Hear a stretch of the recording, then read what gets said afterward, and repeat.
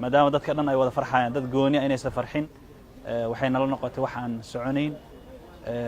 marka waxaan u istaagnay anagoo kaashanayna munadamad sunaac alxayaa iyo dhalinyarada ardayda reer Kuwait inaan bal qayb aan sameeyno xamla aan ku qaybinayno ilaa 100 qof agoomaha dharkooda ciid ah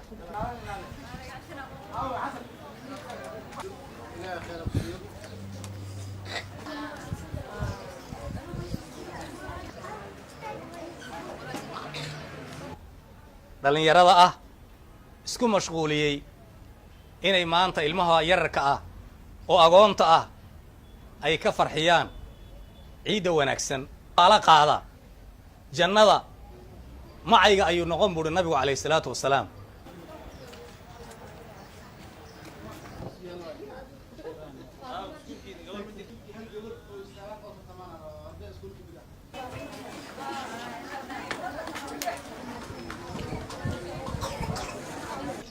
صناع الحياة في الصومال ونوغو ديقي ilmaha agoonta dhar ciid taasoo ah inay kala qayb qaataan ciida fadhiso ilmaha agoonta ee kulligood waxa la ciid wanaagsan assalaamu calaykum waraxmatullaahi wabarakaatuh aadan shariif